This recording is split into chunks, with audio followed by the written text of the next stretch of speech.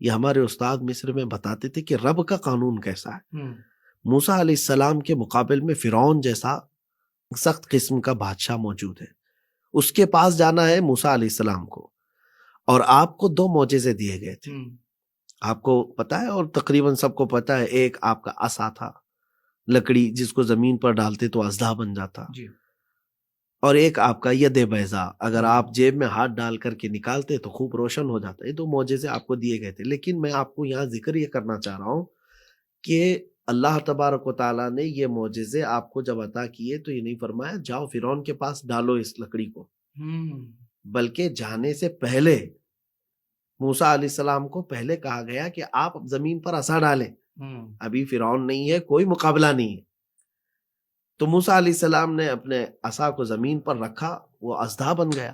تب قرآن میں اللہ تعالیٰ نے فرمایا ہے خذھا ولا تخف، پکڑ لو اس کو، ڈرو مت. کیونکہ دائی جو ہے یہ پہلے سے تربیت یافتہ ہو تو دشمن کے سامنے جا کر کے وہ گھبرائے گا نہیں. واہ واہ واہ واہ، خوبصورت نقطہ. اور گھبرانا بھی نہیں چاہیے، کیونکہ مقابلے کے دوران اگر یہ گھبرایا تو سامنے والے پر اس کا برا ایفیکٹ جاتا ہے. تو موسیٰ علیہ السلام نے پکڑ لیا. اب یہ جو ہوا ہے پہلے، یہ کیا ہے؟ یہ ریہرسل اور یہ تربیت. اسی کا میں ذکر کر رہا ہوں. انبیاء کرام کی تربیت براہ راست خود اللہ فرماتا ہے. واہ واہ واہ، اعلیٰ اخلاق میں.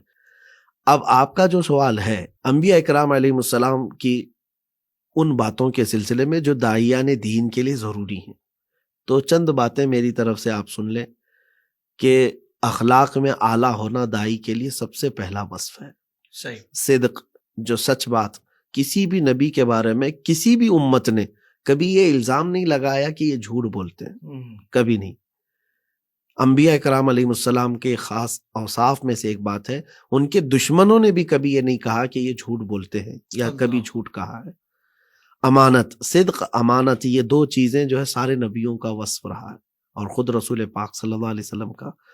تو ہر داعی کو نبیوں کے اوصاف میں سے یہ چیز بہت ضروری ہے. واہ واہ، صدق اور امانت، سچ بولنا اور امانت کی حفاظت. سبحان اللہ سبحان اللہ. اور پھر اور ایک وصف خاص، جیسا بھی شدید قسم کا انسان ہو، اللہ تبارک و تعالیٰ نے موسیٰ علیہ السلام کو اور حضرت ہارون علیہ السلام دونوں کو جب فرعون کے پاس بھیجنا ہوا تو حکم کیا فرماتا ہے رب تعالیٰ؟ قولا لہو قولا لینا، جاؤ فرعون کے پاس لیکن نرم انداز میں بات کرو. لعلہ یتذکر او یخشی، ہو سکتا ہے وہ تمہاری نصیحت کو قبول کر لے اور ڈر جائے. واہ واہ. اللہ تبارک و تعالیٰ کے علم میں تو ہے کہ وہ فرعون متعصب قسم کا جاہل کافر ہے، شدید دشمن ہے، لیکن پھر بھی انبیاء کو یہ حکم ہوا کہ آپ جا کر کے نرم بات کریں.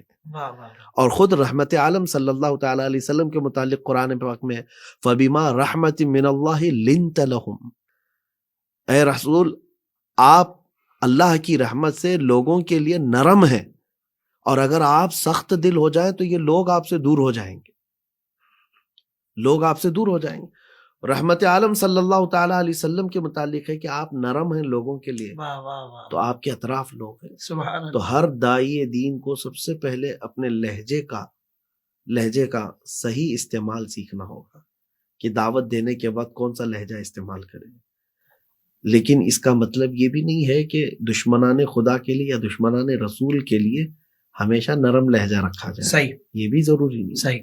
بس اللہ تبارک و تعالی ہم سب کو انبیاء کرام علیہ السلام کے ان اوصاف خاص اور ان کے ان اخلاق حمیدہ پر چلنے کی توفیق عطا فرمائے.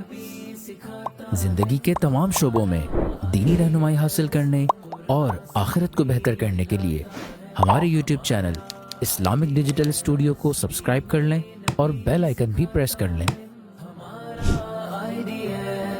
قرآن سے بھی ملاتا ہے